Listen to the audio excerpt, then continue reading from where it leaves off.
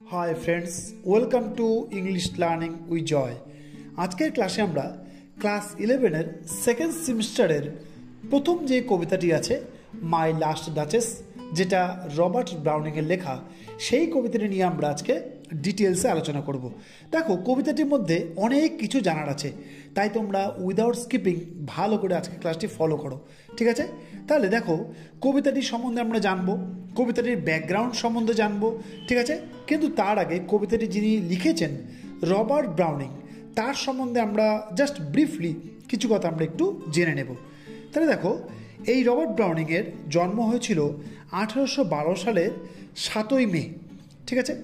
তার এডুকেশন নিয়ে যদি কথা বলতে হয়, তাহলে ব্রাউনিং কিন্তু সেইভাবে কোনো স্কুলের পুঁথিগত বিদ্যা তার ছিল না, ঠিক আছে? তিনি জাস্ট ছোটোবেলায় তিনি দুটো প্রাইভেট স্কুলে তিনি পড়েছিলেন। এরপরে তিনি স্কুল ছেড়ে তিনি বাড়িতেই তিনি পড়াশোনা করেছিলেন, ঠিক যেভাবে নাকি আমাদের কবিগুরু রবীন্দ্রনাথ ঠাকুর যেভাবে পড়াশোনা করেছিল, ঠিক সেভাবেই তিনি কিন্তু শিক্ষিত হয়েছিলেন। এবার তার রাইটিং স্টাইল যদি বলতে হয়, তিনি ছিলেন ড্রামাটিক মনোলগের তিনি ছিলেন মাস্টার। মানে ড্রামাটিক মনোলগ কাকে বলে? ড্রামাটিক মনোলগ তাকেই বলে যে একজন বক্তা থাকবে, তার সামনে বিভিন্ন রকম শ্রোতা থাকবে, কিন্তু শ্রোতারা কোনো রকম কথা বলবে না, বক্তা নিজেই নিজের বক্তব্য বলবেন, তিনি নিজের বক্তব্য বোঝানোর মাধ্যমেই বিভিন্ন রকম জিনিস তিনি রিপ্রেজেন্ট করবে। এই যে ভঙ্গিমাটা, লেখার যে এই ভঙ্গিমাটা, এটার মাস্টার হলো রবার্ট ব্রাউনিং, তাই তাকে মাস্টার অফ ড্রামাটিক মনোলগ কিন্তু বলা হয়ে থাকে, ঠিক আছে? তাহলে তার লেখার মধ্যে ড্রামাটিক মনোলগ বাদ দিয়েও তার লেখার মধ্যে বিভিন্ন রকম চরিত্রগুলো খুব সুন্দর করে তিনি সাজান। তার লেখার মধ্যে আয়রনি আমরা দেখতে পারি, তার লেখার মধ্যে হিস্টোরিক্যাল সেটিংস আমরা দেখতে পারি, ঐতিহাসিক বিভিন্ন রকম জিনিস তিনি তার লেখার মধ্যে তুলে ধরেন, ঠিক আছে? তাহলে এইগুলো জিনিস তার রাইটিং স্টাইলের মধ্যে কিন্তু পড়ে। এইবার এই কবি রবার্ট ব্রাউনিং বা আমাদের কবি রবার্ট ব্রাউনিং পার্সি বিশি শেলি, এই যে বিখ্যাত রাইটার, এর দ্বারা কিন্তু গভীরভাবে তিনি ইনফ্লুয়েসড হয়েছিলেন। তার লেখার মধ্যে কিন্তু আমরা পার্সি বিশি শেলির ছাপ কিন্তু আমরা দেখতে পারি, ঠিক আছে? তাহলে এই যে বিখ্যাত রাইটার রবার্ট ব্রাউনিং, তার কিছু বিখ্যাত লেখার কথা আজকে আমরা এখন জেনে নেব। তার বিখ্যাত কিছু লেখার মধ্যে রয়েছে the ring and the book, Fra Lippo Lippi, my last duchess, the pied piper of Hamelin, Sordello, ঠিক আছে? এগুলো হলো তার বিখ্যাত লেখা। এই মহান মনীষীটি 1889 সালের 12ই ডিসেম্বর তিনি শেষ নিঃশ্বাস তিনি ত্যাগ করেন। তাহলে এটা চলে গেল রবার্ট ব্রাউনিংয়ের সম্বন্ধে এই কয়েকটি কথা আমাদের জেনে নেওয়াটা খুবই দরকার। এইবার চলে আসি এই কবিতার সম্বন্ধে। দেখো, এখানে উপরে দেওয়া আছে মাই লাস্ট ডাচেস। তাহলে ডাচেস মানে কি? ডাচেস মানে হলো ডিউকের ওয়াইফকে ডাচেস বলা হয়। ডিউক মানে কি? ডিউক মানে হলো রাজা। তাহলে রাজার যে নাকি ওয়াইফ, তাকে বলা হয় ডাচেস। তাহলে বলছে মাই লাস্ট ডাচেস। তাহলে এখানে মাই বলতে কার কথা বলা হয়েছে? দেখো, মাই লাস্ট ডাচেসের নিচে যেটা লেখা আছে, দেখো ফেরারা একটা জায়গার নাম। এই ফেরারার যে নাকি ডিউক ছিল, সেই ডিউকের কি নাম?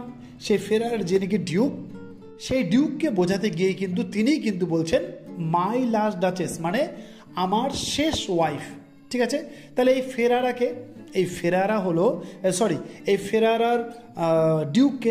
ফেরারার ডিউকের নাম হলো আলফোনজো, ঠিক আছে? এবং ইনি ছিলেন ফেরারার পঞ্চম ডিউক, ঠিক আছে? ফেরার যে পঞ্চম ডিউক ছিল আলফোনজো, তার কথা এখানে বলা হয়েছে। এবং তার যে ডাচেস, তার ডাচেসের নাম কি? হ্যাঁ, আমরা এটা অবশ্যই জানবো। তার ডাচেসের নাম হলো লুক্রেজিয়া, ঠিক আছে? মনে করা হয় এই লুক্রেজিয়াকে 13 বছর বয়সে, মানে লুক্রেজিয়ার যখন 13 বছর বয়স ছিল, তখন আলফোনজো তাকে বিয়ে করেন, এবং বিয়ে করার 3 বছরের মধ্যেই লুক্রেজিয়া কিন্তু মারা যায়। এবং অনুমান করা হয় ফেরারার এই ডিউকি কিন্তু তাকে বিষ দিয়ে মেরেছিলেন, ঠিক আছে? এটা মনে করা হয়, ঠিক আছে? তাহলে এটা তো চলে গেল মাই লাস্ট ডাচেসের জাস্ট কয়েকটি কথা আমরা জেনে নিলাম। এইবার আমরা দেখব এই যে কবিতাটির মধ্যে কিন্তু 28টি রাইমিং কাপলেট রয়েছে, ঠিক আছে? দেখো, রাইমিং যে কাপলেটগুলো যেগুলো নাকি রয়েছে, দেখো প্রত্যেকটা কাপলেট মানে দুটো লাইনকে কাপলেট বলা হয়। প্রত্যেক দুটো লাইনের মধ্যে কিন্তু মিল আছে। দেখো, প্রথম লাইন যে কবিতাটির প্রথম লাইন যে শেষ হলো ওয়াল, তারপরের লাইনটি শেষ হয়েছে কল, তাহলে ঠিক আছে, মিল আছে। এরপরে থার্ড লাইনটি শেষ হয়েছে দেখো হ্যান্ডস, তারপরে স্ট্যান্ডস, তারপরে দেখো আছে সেইড, তারপরে রি, এইভাবে করে 28টি রাইমিং কাপলেট রয়েছে এই কবিতাটির মধ্যে। তাহলে 28টি রাইমিং কাপলেট যদি থাকে তাহলে কতগুলো লাইন রয়েছে? তাহলে 28-এর ডবল 56টা লাইন এই কবিতাটির মধ্যে রয়েছে। ঠিক আছে, এইবার তোমরা মনে রাখবে এই যে কবিতাটি আমরা এখন পড়ছি মাই লাস্ট ডাচেস, এই কবিতাটি প্রথম প্রকাশিত হয়েছিল 1842 সালে এবং সেটা প্রকাশিত হয়েছিল ড্রামাটিক লিরিক্সে। ঠিক আছে, ড্রামাটিক লিরিক্স, এটা রবার্ট ব্রাউনিংয়ের লেখা। সেই ড্রামাটিক লিরিক্সে এই কবিতাটি মাই লাস্ট ডাচেস এই কবিতাটি প্রকাশিত হয়েছিল 1842 খ্রিস্টাব্দে। এবং যখন এই কবিতাটি প্রকাশিত হয় তখন এই কবিতাটি কিন্তু মাই লাস্ট ডাচেস এই নামটি তার ছিল না, তখন তার নামটি ছিল ইটালি। ঠিক আছে, পরে এই নামটি নামাঙ্কিত করা হয় মাই লাস্ট ডাচেস। ঠিক আছে, তাহলে আমরা অনেক কিছু জিনিস আমরা জেনে এলাম। এই জিনিসগুলো তোমাদের এই কবিতাটি যে পড়ার আগে অবশ্যই জানা দরকার বলে আমার মনে হয়। ঠিক আছে, এইবার তোমরা ভালো করে খেয়াল করো, কবিতাটি ভালো করে আমি পড়ছি। ঠিক আছে, দেখো, আচ্ছা তার আগে দেখো আমাদের জানতে হবে এই যে কবিতাটি আমাদের রাইটার লিখেছেন তিনি কোন কোন জিনিসগুলোকে উল্লেখ করার জন্য তিনি কবিতাটি তিনি লিখলেন। এইখানে একটি স্বৈরাচারী হাজব্যান্ড প্লাস স্বৈরাচারী একজন শাসকের কথা, যে নাকি নিজের ওয়াইফকে একটা পণ্য বলে সে মনে করে, এইরকম একটা হাজব্যান্ড বা রাজার কথা এখানে বলা হয়েছে, যে নিজের ওয়াইফকে বিভিন্ন রকম সীমাবদ্ধের মধ্যে রাখতে চেয়েছিল, তার প্রতি বিশেষ বা খুবই সে পজিটিভ। ঠিক আছে, এইরকম একজন হাজব্যান্ড কীভাবে নিজের ওয়াইফকে তিনি মেরে ফেললেন। ঠিক আছে, এইরকম বিভিন্ন রকম জিনিসগুলো আমরা কিন্তু এই কবিতাটির মাধ্যমে জানবো। কবিতাটি ভেরি ইন্টারেস্টিং। তোমরা কিন্তু ভালো করে কবিতাটি আমি পড়ছি, তোমরা ফলো করো। দেখো দেওয়া আছে, that's my last duchess painted on the wall looking as if she war alive. এখানে ফেরেরার যিনি ডিউক আলফোনসো তিনি এই কথাটি বলছেন। আচ্ছা, সবাইকে বলে নিই যে তিনি এই কথাটি কাকে বলছেন। তিনি এই কথাটি বলছেন an envoy of the count, মানে এই ফেরেরার ডিউকের যে ওয়াইফ সে সদ্য প্রয়াত হয়েছে, এবার তার কাছে বিয়ের প্রস্তাব নিয়ে, কাউন্ট মানে জমিদার, সেই কাউন্টের যে এনভয় বা মেসেঞ্জার বা দূত, তার কাছে সেই কাউন্টের যে মেয়ে আছে, মেয়েকে বিয়ের প্রস্তাব নিয়ে সেই দূত এসেছে। ঠিক আছে, সেই দূতকে সামনে বসিয়ে এই যে ফেরেরার যে নাকি ডিউক আছে সে এই বক্তব্যগুলো তার কাছে সে রাখছে।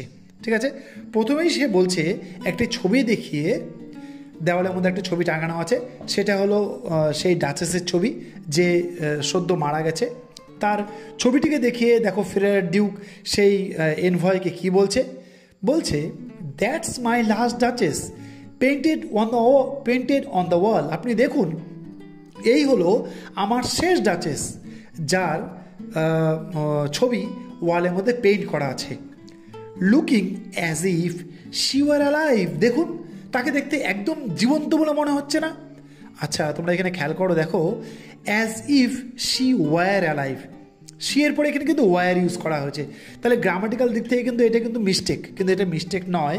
শি এর পরে ওয়ার আমরা তখনই ইউজ করব যখন এটাকে আমরা সাবজাংটিভ মুডে আমরা সেটাকে নিয়ে আসব, মানে যখন কোনো একটা জিনিস রিয়েল নয় বা কোনো একটা জিনিস আমরা ধরে নেব, যদি এটা করতে পারতাম, যদি এটা হতে পারতো, সেই রকম জিনিস যখন নাকি বোঝাবে তখন সেই জায়গাটা কিন্তু সাবজেক্টের পরে প্লুরাল ভার্ব ইউজ করা যায়। ঠিক আছে, এখানে বলা হয়েছে ইফ শি ওয়ার অ্যালাইভ, সে যদি বেঁচে থাকতো বা তাকে দেখতে একদম জীবন্ত মনে হচ্ছে, আসলে কিন্তু সে জীবন্ত নেই, তাই সেই সেন্স ধরতে গিয়ে এখানে শি ওয়ার কথাটা এখানে ইউজ করা হয়েছে। তাহলে দেখো ফেরেরার ডিউক বলছে, that's my last duchess painted on the wall looking as if she war alive. আপনি দেখুন, এই যে আমার শেষ ডাচেসের ছবি এই ওয়ালের মধ্যে লাগানো আছে, দেখুন তো তাকে দেখতে একদম ছবিটার মধ্যে জীবন্ত বলে মনে হচ্ছে না? I call that piece a wonder now, আমি বলি এই ছবিটা একটা বিস্ময়, এখন এই ছবিটি বিস্ময় হয়ে গেছে। ফ্রা প্যান্ডলফস হ্যান্ডস ওয়ার্কড বিজিলি এ ডে। এবার ফেরেরার ডিউক এই ছবিটি কে এঁকেছে তার নামও সে বলছে, এই ছবিটির যে নাকি এঁকেছে বা ছবিটির যে পেইন্টার তার নাম হলো ফ্রা প্যান্ডলফ। ঠিক আছে, বলছে ফ্রা প্যান্ডলফস হ্যান্ডস ওয়ার্কড বিজিলি এ ডে, একটি ব্যস্ততম দিনে সেই ফ্রা প্যান্ডলফ একদিনের মধ্যেই নিজের ব্যস্ততার মধ্যেই এই ছবিটি তিনি এঁকেছিলেন।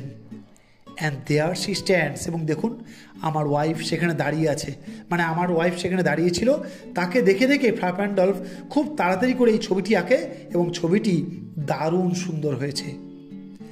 Will it please you sit and look at her, আচ্ছা আপনি কি একটু বসবেন না, বসে এই ছবিটিকে একটু ভালো করে একটু দেখবেন না, ঠিক আছে। মানে ডিউক অফ ফেরারা বা ফেরার ডিউক সেই সেই এনভয়কে বলছে আপনি একটু বসুন, এই ছবিটি একটু ভালো করে একটু মন দিয়ে দেখুন। I said Fra Pandolf by design বলতে বাই উইল। আই সেড আমি মনে করি ফ্লাফ-অ্যান্ড-ডলফ বাই ডিজাইন, আমি মনে করি ফ্লাফ-অ্যান্ড-ডলফ যে নাকি পেইন্টার, তিনি ইচ্ছাকৃতভাবে এই কাজটি তিনি করেছেন। ফর নেভার রিড, যেটাকে কোনো সময় দেখা যায় না, যেটাকে কোনো সময় পড়া যায় না, সেটা কি, মানে এখানে ডিউক অফ ফেরারা বলতে যাচ্ছেন যে ফ্লাফ-অ্যান্ড-ডলফ এমন সুন্দর করে ইচ্ছাকৃতভাবে এমন সুন্দর করে ছবিটি এটা এঁকেছে যেটাকে সাধারণত কেউ পড়তে পারে না। For never read strangers like you that pictured countenance বলতে অ্যাপিয়ারেন্স, মানে আপনাদের মতো যারা নাকি স্ট্রেঞ্জার্স আছে তারা কিন্তু এই ধরনের ছবির মাহাত্ম্য তারা কিন্তু বুঝতে পারবে না। দেখো এইখানে এই যে রাজা ডিউক অফ ফেরারা, সে যে কতটা তার মধ্যে যে অহংকার বোধ আছে সেই কথাটা, সেই জিনিসটা কিন্তু ফুটে উঠছে। সে এনভয়কে সে কিন্তু অপমান করছে এবং বলছে যে আপনার মতো স্ট্রেঞ্জাররা এই ধরনের পিকচারের মাহাত্ম্য কিন্তু বুঝতেই পারবে না, মানে আমি বলছি বলেই আপনি বুঝতে পারবেন, না হলে কিন্তু আপনার বোঝার ক্ষমতা নেই, মানে এরকম ব্যাপারটা আর কি, ঠিক আছে, তোমরা ভালো করে বোঝো। তারপরে দেওয়া আছে the depth and passion of its earnest glance. হ্যাঁ, রাজা বলছে দেখুন আমার বইয়ের যে ছবিটা এখানে লাগানো আছে তার চোখের যে গভীরতা এবং তার চোখের মধ্যে যে প্যাশন যে লুকিয়ে আছে সেটা কিসের দ্বারা বোঝা যাচ্ছে? আর্নেস্ট গ্লান্স, তার যে আন্তরিক চাউনি, তার আন্তরিক চাউনির মধ্যেই কিন্তু গভীরতা এবং প্যাশন লুকিয়ে আছে। আপনি ভালো করে খেয়াল করুন। But to myself they turn, কিন্তু দেখুন তো এই সমস্ত আন্তরিক চাউনি বা যাই হোক কেন এই সব জিনিসগুলো কিন্তু আমার প্রতিও কিন্তু একই রকমই ছিল। এই কথাটা কেন বলো এটা আমরা আস্তে আস্তে করে পরে বুঝতে পারবো। বলছে since none puts by the curtain I have drawn for you but I, এখানে রাজা বলছে বা সেই ডিউক বলছে যে যখন নাকি এই ছবিটি আঁকা হয়েছিল, ছবিটি আঁকার পরে তার উপরে পর্দা দিয়ে দেওয়া হয়েছিল এবং কারো ক্ষমতা ছিল না যে সেই পর্দাটাকে সরায়, মানে আমি ছাড়া কেউ পর্দাটি আগে সরাবে না, আমি সবার প্রথমে আমার ডাচেসের ছবিতে আমি প্রথমে দেখব, অন্য কারো সরানো কিন্তু কারো কিন্তু ক্ষমতা ছিল না। তাই বলতে গিয়ে সে বলছে since none puts by the curtain I have drawn for you but I. এখানে আলফোন্সো যখন নাকি সেই ফ্লাফ-অ্যান্ড-ডলফ যখন নাকি ছবিটি আঁকে সে এঁকে নিয়ে প্রথমে তার উপরে কার্টেন জড়িয়ে দেয় এবং রাজাই প্রথম বা সেই ডিউকই প্রথম ওই সেই কার্টেনটা সরাবে এবং তার ডাচেসের ছবি সে দেখবে, ঠিক আছে। And seemed as they would ask me if the durst, মানে তারা কি আমাকে বলতে এটা সাহস পাবে? ইফ দ্য ডাস্ট বলতে এখানে ডেয়ার বোঝাচ্ছে সাহস। এই ডাস্টটা হলো ল্যাটিন একটা আর্কেইক ওয়ার্ড, এটাকে এখানে বলতে গিয়ে ডাস্ট কথাটা এখানে বোঝানো হয়েছে, ঠিক আছে। ডাস্টের মানে হলো ডেয়ার, DARE, মানে and seemed as they would ask me, তারা কি এটা আমাকে জিজ্ঞাসা করতে পারে? ইফ দ্য ডাস্ট, তাদেরকে এত সাহস আছে? কোন জিনিসটা? হাউ সাচ এ গ্লান্স কেম দেয়ার, আচ্ছা আপনি দেখুন যে সেই যে আমার যে ওয়াইফ যে তাকিয়ে আছে তার চোখের মধ্যে এই চাউনিটা আসলো কোত্থেকে? এইভাবে এত সুন্দর করে সে মানে তাকিয়ে আছে কীভাবে? So not the first are you to turn and ask thus, মানে রাজা বলছে আমার ডাচেসের ছবিটা যে এত সুন্দর আপনি যে অবাক হয়ে দেখছেন বা প্রশংসা করবেন বলে ভাবছেন বা অনেকেই সাহস দেখায়নি যে প্রশংসা করার, এরকম শুধু আপনি প্রথম নন যিনি নাকি আমার ডাচেসের ছবি দেখে যিনি প্রশংসা করতে চান। এর আগেও কিন্তু অনেকেই আমার ডাচেসের ছবি দেখে প্রশংসা করেছে, আপনি প্রথম নন। Sir, it was not her husband's presence only called that spot of joy into the duchess cheek. হ্যাঁ, এখন আস্তে আস্তে আমরা ডিউক অফ ফেরারার আসল ইন্টেনশনটা আমরা বুঝতে পারছি। সেটা কি? দেখো এই পরলাইনে বলেছে sir it was not her husband's presence only. হ্যাঁ স্যার, আপনি জানেন তো আমার ডাচেসের কাছে শুধুমাত্র যে হাজব্যান্ড প্রেজেন্ট হলে বা আমি যখন তার সামনে যেতাম শুধুমাত্র আমি গেলেই যে সে শুধু হাসতো এবং তার গালের মধ্যে যে টোল পড়তো, এটা কিন্তু শুধু তা নয়। শুধু আমি গেলেই তার গালের মধ্যে ওই রকম হাসি বা ওরকম টোল পড়তো, শুধু তাই নয়। Perhaps Fra Pandolf chance to say, হয়তো বা সম্ভবত ফ্রা প্যান্ডলফ একবার হয়তো তাকে এই কথাটা বলতে সে সুযোগ পেয়েছিল। মানে এখানে রাজা বলছে যে আমি যদি আমার মিসেসের কাছে বা আমি যদি আমার ডাচেসের কাছে যেতাম, সেই যেভাবে হাসতো, অন্য কেউ যদি আমার ডাচেসের সামনে আসতো সেও একইভাবেই হাসে, তাহলে তার মধ্যে আমার মধ্যেই কোনো পার্থক্য নেই। ঠিক আছে, এইবার সে এটা বলেই তারপরে বলছে যে ফ্রা প্যান্ডলফ হয়তো আমার ডাচেসের ছবি আঁকতে গিয়ে সে সুযোগ পেয়েছিল। কিসের সুযোগ? হার ম্যান্টেল ল্যাপস মানে গায়ের চাদর। Her mantle laps over my lady's wrist too much. হয়তো যখন নাকি আমার ডাচেসের ছবি দেখে, আমার ডাচেসকে দেখে দেখে ফ্রা প্যান্ডলফ সেই ছবিটি আঁকছিল, হয়তো আমার ডাচেসের কাঁধের থেকে চাদরটি একটু পড়ে গিয়েছিল এবং যখনই পড়ে যায় সঙ্গে সঙ্গে ফ্রা প্যান্ডলফ সুযোগটা পেয়েছিল তাকে বলার জন্য, ওহ আপনার না চাদরটি একটু পড়ে গেছে। ঠিক আছে, যখনই এটা বলছে, or paint must never hope to reproduce the faint half flush that dies along her throat. ভালো করে তোমরা বোঝো, এখানে পেইন্ট বলতে কিন্তু পেইন্টার, মানে যখনই নাকি এটা কিন্তু রাজা পুরোপুরি মনে মনে ভাবছে বা কল্পনা করছে। ঠিক আছে, এটা কিন্তু সত্যি নয়। রাজা তখন বলছে যে আমার মিসেসের যে হাসিটা, সেই যে লজ্জা মিশ্রিত একটা হাসি আমরা ছবিতে দেখতে পাচ্ছি, ওই হাসিটা কি করে আসলো, এটার ব্যাখ্যা দিতে গিয়ে সেই ডিউক অফ ফেরারা বলছে যখন হয়তো সেই গায়ের চাদরটা তার কাঁধেতে পড়ে গিয়েছিল, ফ্রা প্যান্ডলফ তাকে বলেছিল যে ওহ আপনার চাদরটা পড়ে গেছে, তখন হয়তো আমার মিসেসের মুখের মধ্যে একটা হাসি এসেছিল এবং তার হাসির মধ্যে তার গালে তখন একটা টোল পড়েছিল। হয়তো এইভাবেই সে হেসেছিল এবং সেই হাসিটাই কিন্তু ফ্রা প্যান্ডলফ নিজের ছবির মধ্যে ফুটিয়ে তুলেছে। Paint must never hope to reproduce the faint half flush that dies along her throat. হ্যাঁ, সে কিন্তু পুরোপুরি হাসতে পারতো না বাড়িতে, সে হাফ ফ্লাশ মানে অর্ধ হাসি, তার হাসিগুলো সে যেগুলো বাড়িতে দিত সেগুলো কিন্তু অল্প অল্প হাসতো, বেশি হাসতো না। কিন্তু দেখুন তো এই পেইন্টারের সামনে সে কীভাবে হাসছে, যে হাসিটাই পেইন্টারটা ছবিতে ফুটিয়ে তুলেছে। ঠিক আছে, তাহলে রাজা দেখো কেমন ক্যারেক্টারের, কীরকম ক্রুয়েল, এই জিনিসটা কিন্তু আমরা বুঝতে পারছি। তারপরে দেখো সাচ স্টাফ ওয়াজ কার্টেজি।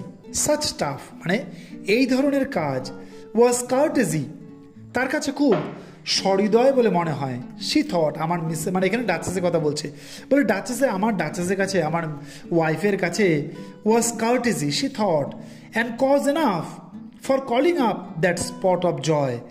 এবং আমার ডাচেস যাকে তাকে দেখেই, সব কিছু দেখেই সে কিন্তু হাসে, আনন্দ পায়। She had a heart, how shall I say. হ্যাঁ, আমার মিসেসের বা আমার ডাচেসের বিশাল বড় একটা হার্ট আছে। হাউ শ্যাল আই সে, কীভাবে যে আমি বলি।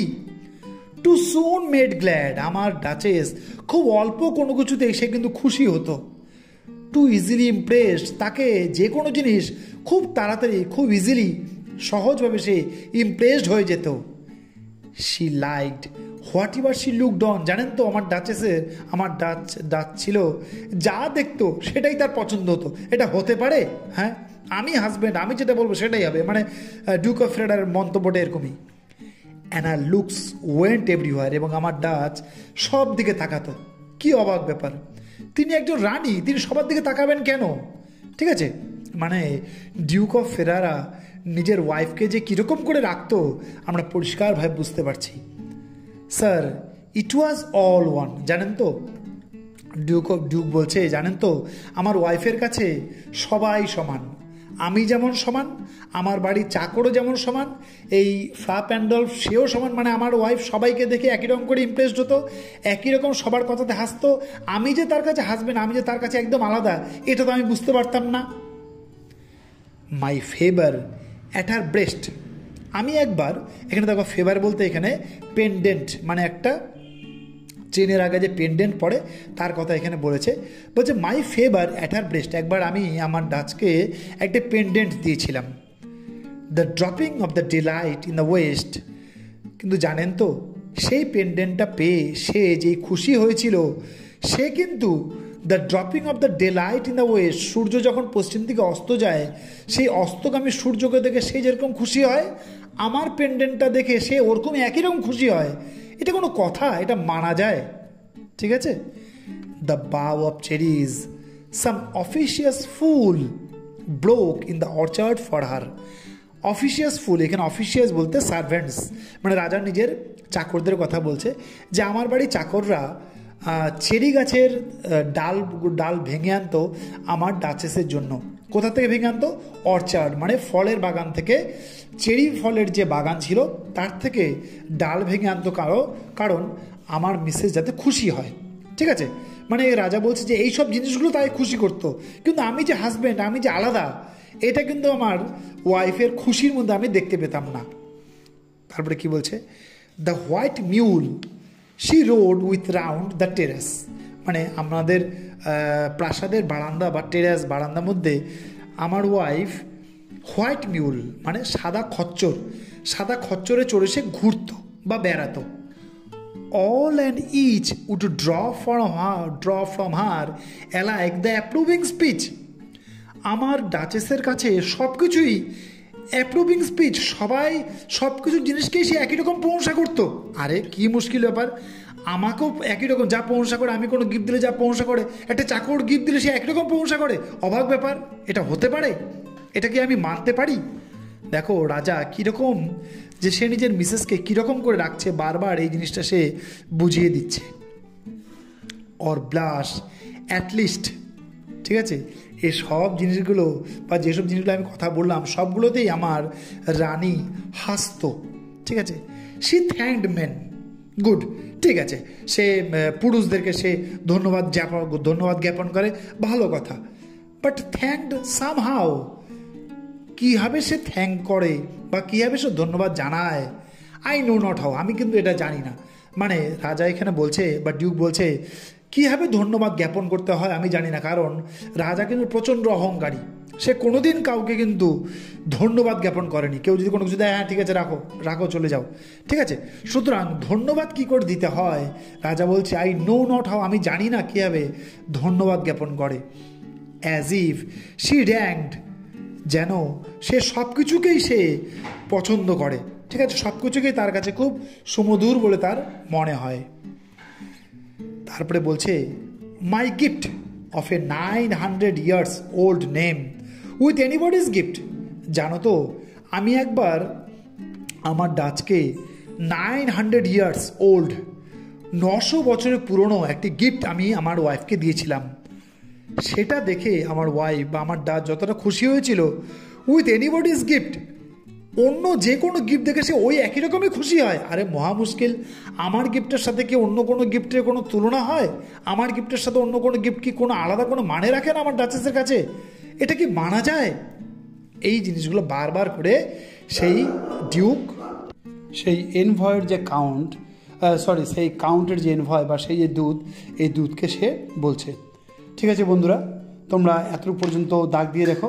আজকের ক্লাসে আমরা এতটুকু পর্যন্তই পড়বো। ক্লাসটি অনেকটাই বড় হয়ে যাচ্ছে, তোমাদের বিরক্ত লাগতে পারে, ঠিক আছে। তাহলে আজকে আমরা এই কবিতাটির মাই লাস্ট ডাচের আজকে ফার্স্ট পার্টে আমরা এতটুকু পর্যন্তই পড়লাম। এর পরের ক্লাসে আমরা এই কবিতাটি পুরোপুরি শেষ করব, ঠিক আছে।